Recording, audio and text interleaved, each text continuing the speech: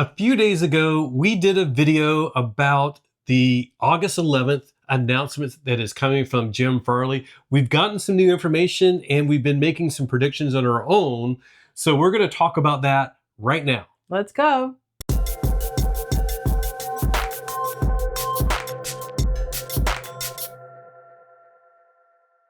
So today was actually the grand official opening of the Ford Electric Vehicle Development Center in Long Beach. This was formerly referenced to as their skunkworks facility. They've mentioned it over the past couple of years, really, very secretively, that the home of the next development, the next gen of their electric vehicles was somewhere in Long Beach, California. And somewhere there was a cool team of really talented individuals that were working on this independently of everything. We know Jim Farley mentioned he didn't even have access to the facility, but finally, we know where it is. It is a secret no more. It's in Long Beach, California. And to be totally honest, someone might have found it last week anyway. Yeah.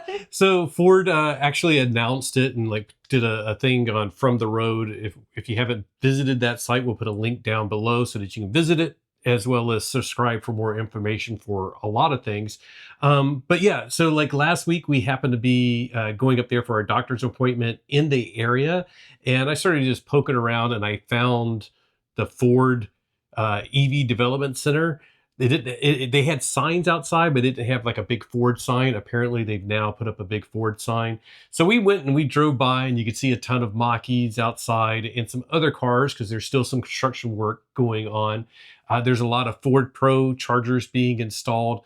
But as I said, there's some construction going on. So we just sort of like slow rolled by. We were very creepy. I apologize to anyone who worked there. If you felt like someone was being creepy, that was probably us because we were like just cruising the parking lot for a good 10 minutes. We were incognito because we were in the Equinox, not the Mach-E. So yeah, it was just sort of like, let's just go check it out. As Liv mentioned, they've been doing some work for the past couple of years. I think they originally were saying Irvine is where they were at, but basically Southern California. And last year, I think it was last May, Ford had a big announcement with Rex Richardson, the mayor of Long Beach, stating that they would be building their electric vehicle headquarters, development center headquarters in Long Beach. And they mentioned it was going to be in the Douglas Park area next to the airport, which is sort of how I figured it out because it's not a huge area. So, that's how we figured it out. They've been doing some work out here for the past couple of years. They keep referring to it, and this is what we think is connected and what Jim Farley is going to talk about on August 11th. By the way, if you go to the link in the description, the From the Road link about the development center, if you click on stay up to date on the August 11th event, there's going to be a live stream on From the Road, and you can sign up and get notified when that goes live, I'm guessing. So sometime Monday morning. Afterwards, we hope to be able to make a video and provide some analysis of what is talked about. We did get some updated information that we're going to let you know right now. They will not say hardly anything about what is going to happen on August 11th, but they did say by the way, because our thumbnail on our previous video had a car under a sheet or a truck under a sheet.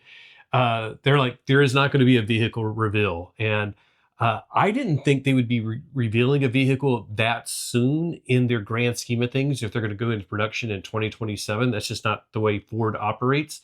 But I got my hopes up based off of what Jim Farley said in that last earnings call last week. So I sort of was like, oh my gosh, they must be doing a vehicle reveal. So I got my hopes up. I apologize if I got your hopes up. But I'm still very excited because what they did say and what they said in this article about the development center was, what was it? The manufacturing and electric vehicle strategy. Yeah, that they're focusing on strategy and manufacturing. They were very clear about that. So I'll just jump right in on that part of it. And then we'll go back and talk about the EVDC a little bit. But one of the things that I think that I'm still very excited to learn what they're going to talk about is, I think this is sort of like the build up now to 2027, even though, it's like 2025, we're over halfway through 2025. So I think now things are going to start happening quickly for 2027 because that's how things happen in the auto industry. So I think what we're going to see on August 11th is potentially like a roadmap of how they're going to get to production. So we still are, think they're on target to go into production in 2027, maybe late 2026. I keep hearing 2027, so I don't think it'll be any earlier than that. But when they talk about strategy and manufacturing, I think we're going to find out definite details of where they're going to build vehicles and maybe what vehicles they're going to build. We know they're talked about T3 going into Blue Oval City in Tennessee. We don't know if that's confirmed. Maybe they're shuffling things around. We also know they're talking about these vehicles coming out of skunkworks, and potentially that could be in Kentucky, which is why we are going to get an announcement in Kentucky from Jim Farley. So there's a lot of speculation. There is, and we can't help speculating. And I had slightly different thoughts than Patrick did when I first heard everything. I certainly did not think there was going to be a vehicle, but I'm still excited and I'm hopeful. And there's two reasons. One, Jim Farley said a family of vehicles, right? Yeah. He said something like a family of vehicles. And the Model T thing, he referenced that. And then now they've referenced it as well in the From the Road, which is obviously a very intentional document that was written as opposed to just saying something off the cuff. So what I'm hoping the Model T thing might be is more in line with the manufacturing, the strategy, in that they are going to do something which makes it possible for them to give us that cheap EV we want, right? So if we're thinking Model T assembly line, something groundbreaking that made the manufacturing simpler and cheaper, if that can roll down to us in a more affordable vehicle, this is what I've been waiting for. I'm like stars in my eyes because I've been waiting for that car of my dreams. I'm sure you guys have too. We hear from you guys that, Maverick sized vehicle, that's something that's more affordable that the next chunk of us can get into an EV with. Yeah, we've heard a lot of you making other speculations, and it's sort of like nobody really knows, but we want to give you our 2 cents. There's two of us, so we have two different opinions on some of where things are going. But this way, you get to hear where I think Ford is going with their strategy based off of like all of the information that I've seen. Not like I've done a ton of research. It's just more of like I see these things and I've been putting them together, and I think he keeps saying Jim Farley keeps saying Model T moment, and a lot of people are like, does that mean we're going to get this like super cheap car? I think that's one of the side effects is like we're going to hopefully get some cheaper electric vehicles out of this, but I think a lot of it's going to come on the manufacturing side. So I think they're going to simplify the manufacturing process, more robotics, more advancements in like how they put the vehicle together. He also said on the earnings call, and I didn't talk about this in the last video, but one of the things he talked about was less top hats. And I sort of didn't talk about it because I was like, what the heck is top hats? But then I was like, wait, he's basically meaning, having a platform with a bunch of different bodies on top of it. So I think a bit of that, which is good and bad, is like, I think it's sort of like one of the things That's what he means. I assumed it meant like trying to be so diverse. So it's basically from what I'm, did my little, I won't say research, reading.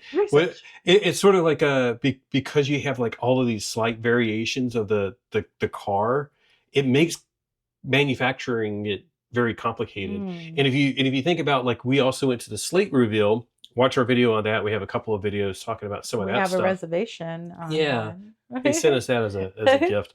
But one of the things that they are very much adamant about is like they're just going to produce that gray 2-door truck, and that's what's going to come off the assembly line. And you may be able to go is that what option is there going to be off the assembly line? It's going to be pretty. I think my understanding was you could get the fastback or the SUV off the assembly line. You can, and they can put it together. But it's basically, but off of the basic assembly line, it's all just going to roll off, right? So I think it's sort of combining some of that effect. But I think one of the things that I would be worried about is like we're excited by this slate, but it doesn't have any electric or tech goodies inside, which would be concerning for me if that was, like my primary vehicle or, the hopes for Ford. But from the article, it sounds like, in the other talks that Ford has been saying they want to emulate some of the stuff that's coming out of China. And Jim Farley has mentioned numerous times he's been driving the Xiaomi SU7. Xiaomi, yeah. Xiaomi. Xiaomi SU7. And he I absolutely said that definitively. If we're wrong, just let us know. he loves it. He drove it for like 6 months, didn't want to give it back. And that vehicle, as well as a lot of the cars in China, are very technologically advanced. So I think they're not going to go bare bones like Slate. I think they want to make it very technologically advanced. And the person that wrote the article, I forgot her name. Do you want to find her name? Anne. She mentioned that she came from a tech background. And it's sort of like your phone is a very complicated device, but the interface and the functionality, pretty much anybody can operate a phone. And they want the cars to be that way as well. So there's a lot of things tying everything together, like making it very simple to use, good interface, simplifying manufacturing, new LFP technology that they're licensing from CATL in China, but they're going to build them in Michigan. Put all that together, and you have a Model T moment. And by the way, I just want to say, I think it's really, really cool that they/Jim Farley are looking into other successful vehicles out there. The Xiaomi vehicle and what they're producing in China, this is not a they're doing better and the Fords aren't or whatever. It's like it's really cool that they're looking at what is working and taking that, right, and borrowing that and giving it credit. And I think that's something that everyone should do. All of the automakers should do. There are great things that all of the automakers are doing, and it doesn't mean they're better than someone else. It might be better to you, but I love that they are taking from each other and learning from each other, because it doesn't matter. Ultimately, we are the ones that benefit, and we want those automakers to make something that we love, right? So I'm psyched. I see that as like less top hats. I don't know. They're like letting someone else wear the top hat. I don't know. No. It's different, like a vastly, different, or actually slightly different body styles taking up a bunch of manufacturing, cool. I believe. But yeah, going back to evaluating the Chinese companies, he's mentioned that he's visited China like 6 times in the past year. They've shipped cars back. They disassemble them. They analyze how they were put together, what makes them good, and all of that stuff. And it's not uncommon for manufacturers. Something that we've learned since we got into doing YouTube and being just around people is like we've seen competitor manufacturers say like, hey, we're trying to get an engineering demo so that we can take one of your vehicles and evaluate it. And it's sort of like, I sort of assumed that like those things were done like under the radar, but they all know everybody wants to do it. So they sort of have this friendly agreement, even though they're competitors. It's like, instead of them going out like company A going out and like buying a car that could be going to a customer, they sort of just go like, hey, we'll give you one. And then the next time you have something that we want to look at, you'll give us one of those. And then they just sort of do that. I don't know how common it is, but I was just sort of like, wow, I actually saw it happening. And I thought that was really cool. And they said, yeah, we work together, even though we're competitors, just so we're not cheating a customer or wasting a dealer's time or anything like that. Mm-hmm. So, but what I think is really cool is that Ford is literally going to China, and whatever you think about the Chinese vehicles, the reality is that there's been a ton of investment into Chinese electric vehicle companies. They have gotten ahead of the game as far as battery technology goes. They have some super fast charging stuff that just blows anything out of the water that we have here.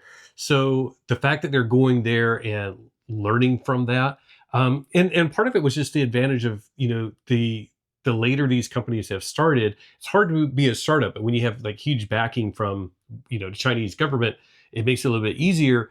And because they started in the game so late, like they don't have to worry about like, well, we have an old factory that is building this car and we got to like wait until it's available. Or like, we're just going to build a factory and we got the backing to do it and we need to design it quickly. So we're just going to go throw a ton of money at it and design it.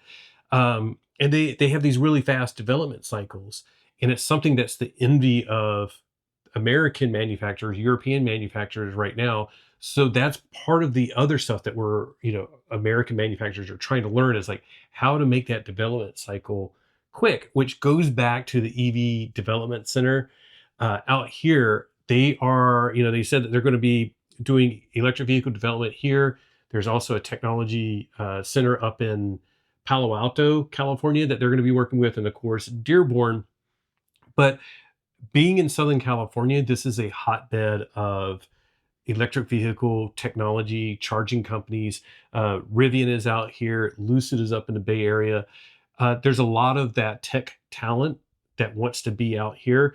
And Ford has brought a lot of them in. And I've talked about this in my other videos. They brought in engineers from Google and Tesla and Apple, and they're all working for Ford. I'm assuming doing a lot of work with skunkworks, some outside of that.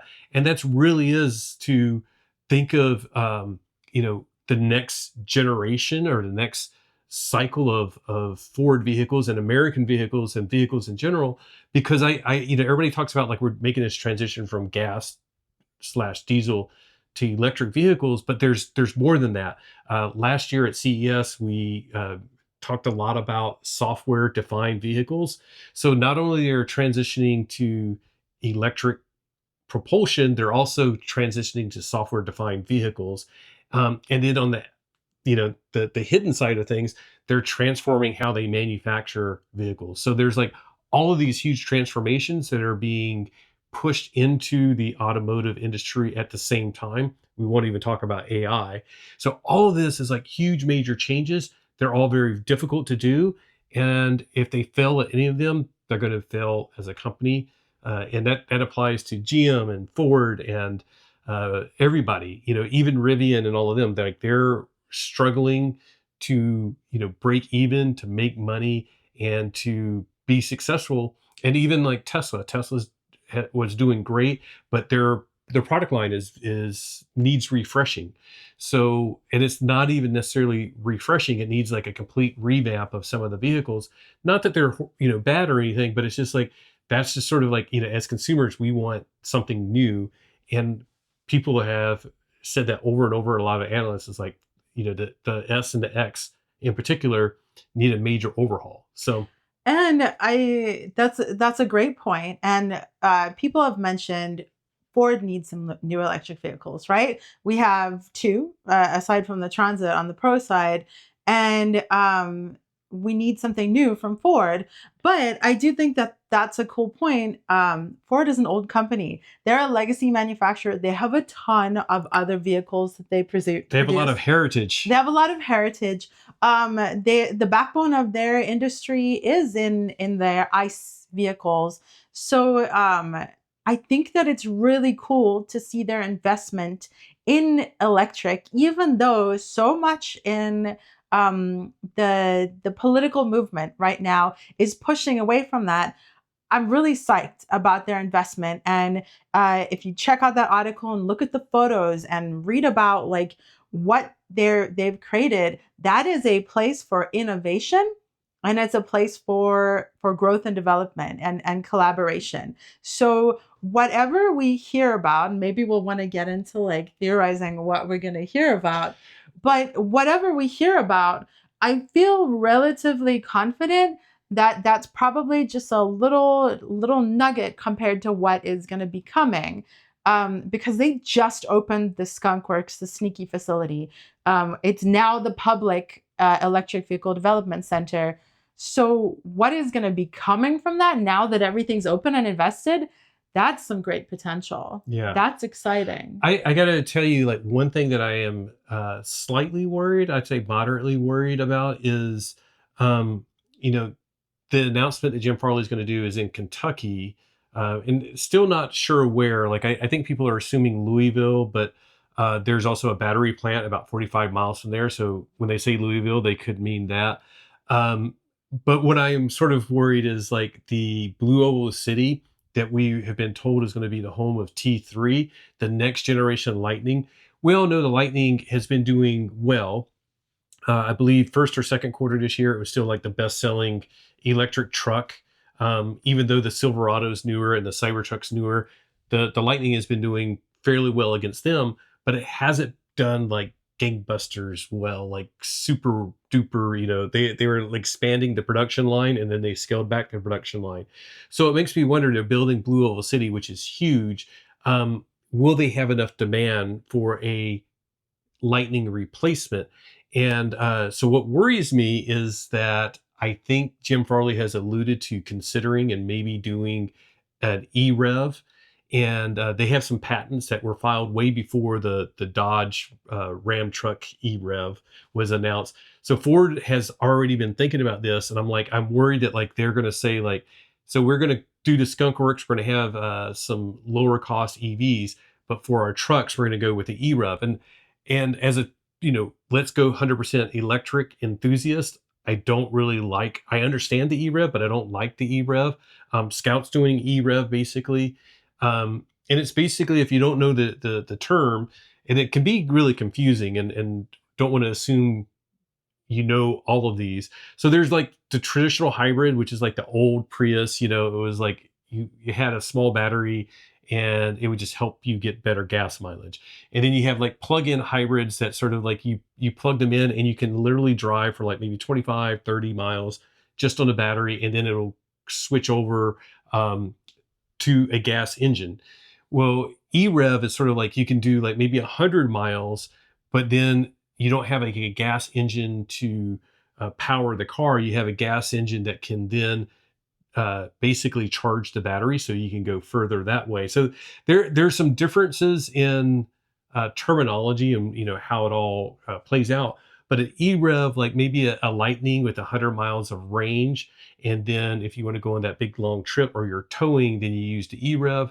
I know there may be a lot of appeal for that. Scout has talked about doing that with that, but I think they're talking about doing like 300 miles, and then if you want to go really off grid, you could do an EREV.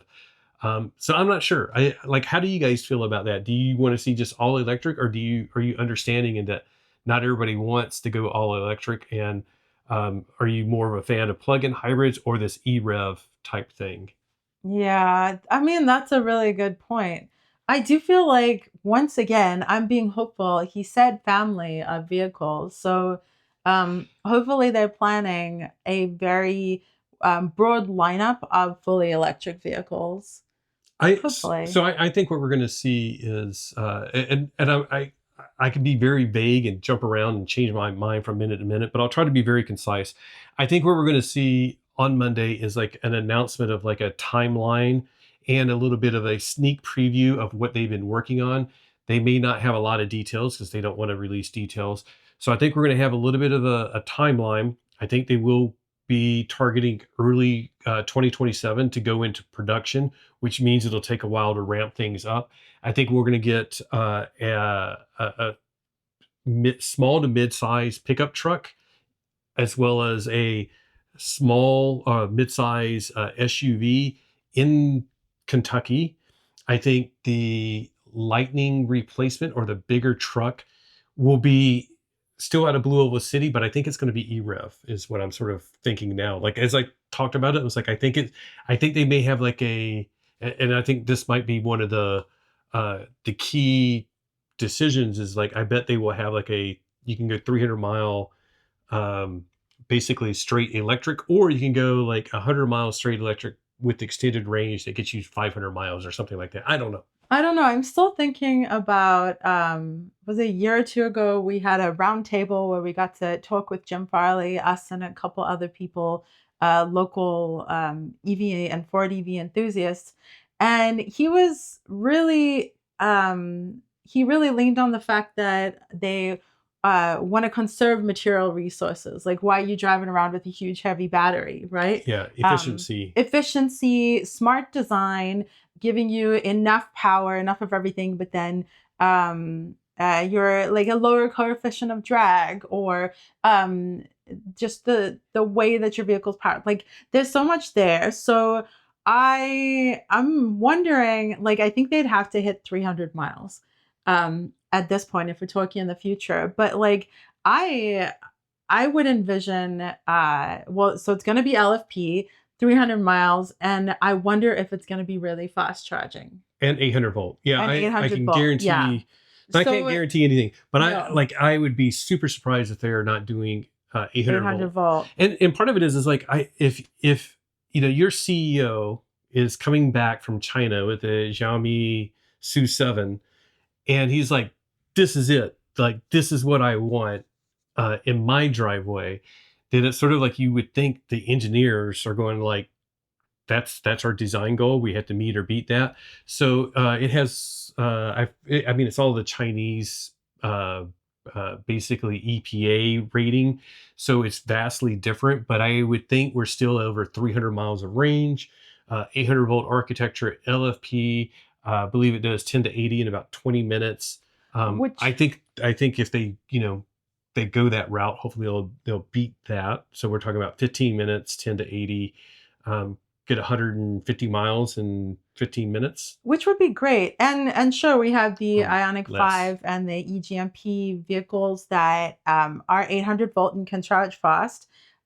So if we're thinking this is something that would come in 2027, that wouldn't necessarily be groundbreaking, but the idea that a legacy manufacturer who has produced some of the best selling, best made vehicles, that they would provide something like that, that's cool.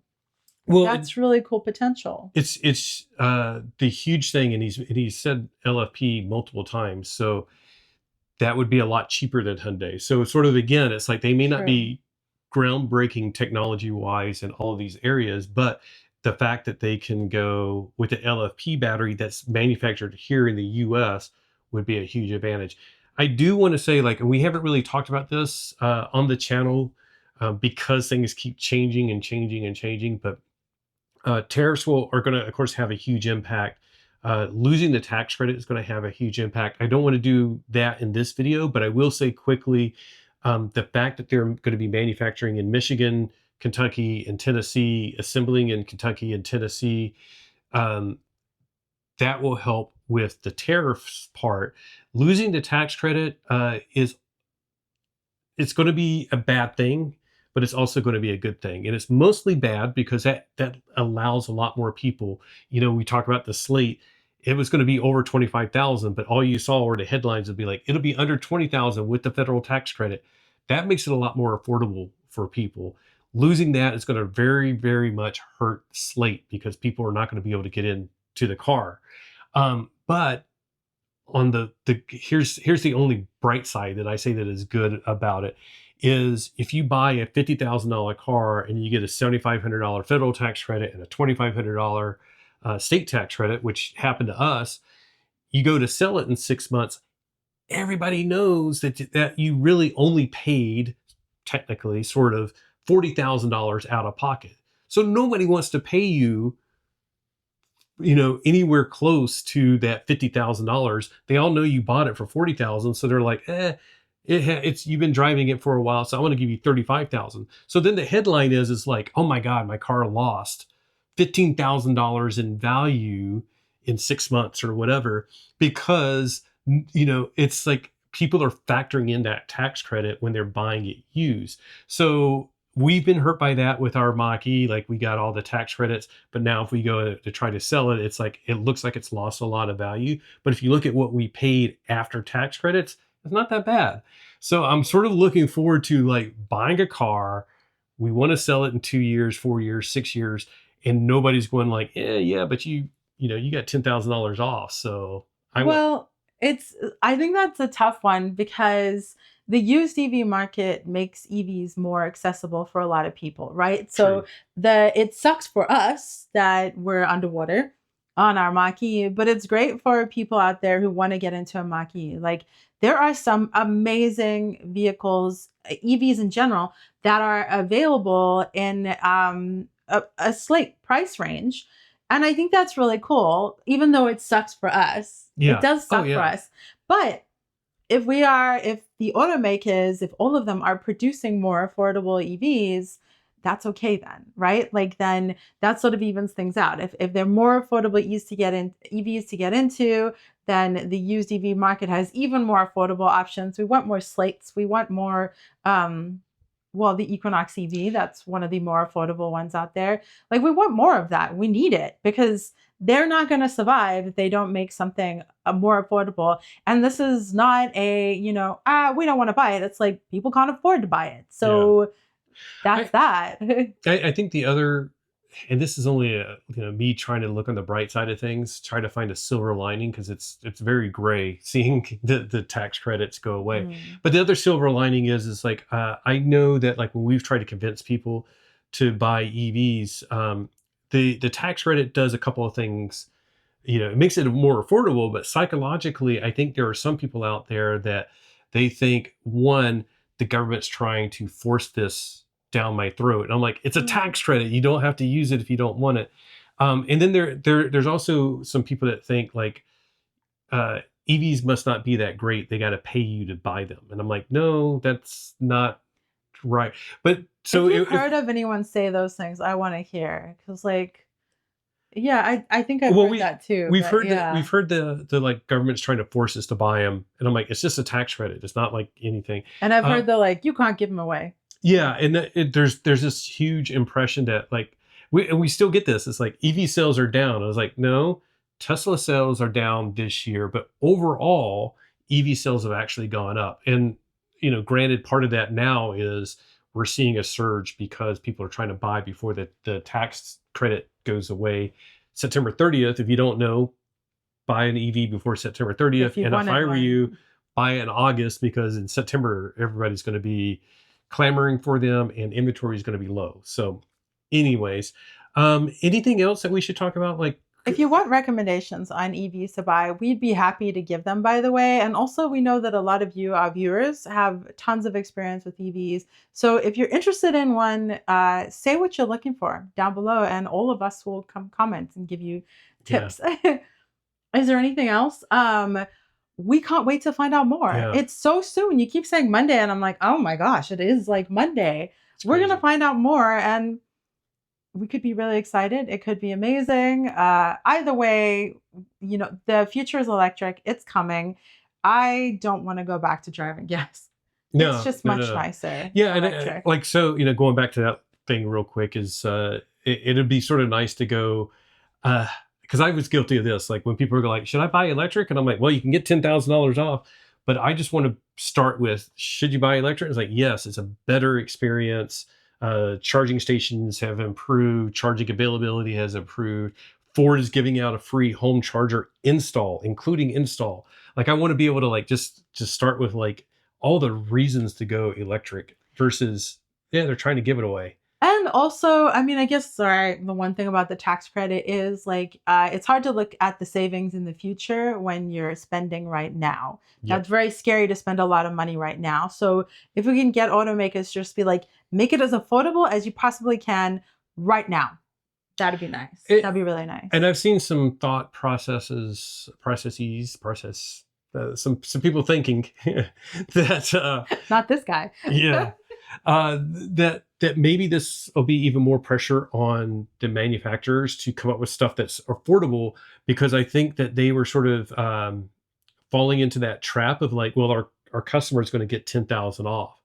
So if it's 70,000, that's not too bad because an equivalent gas car is 60,000. So that'll be fine. Well, now it's like, no, you know what? If you're trying to compete with a $60,000 gas car, you need to come out with a $55,000 EV. Like you just need to beat them.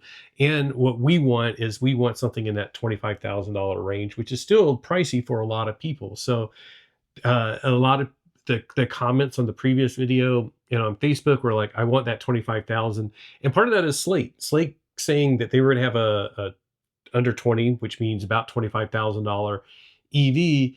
Now everybody wants that as the target. I don't know if anybody's going to be able to do that because that's very two-door, bare bones. Nothing, no speakers, anything, and crank windows. So I don't know if anybody's going to be able to do a $25,000 EV, but maybe Ford will come close. I think they, at one point they were saying 30, and then I heard 35. Of course, things are going to creep up, which is unfortunate.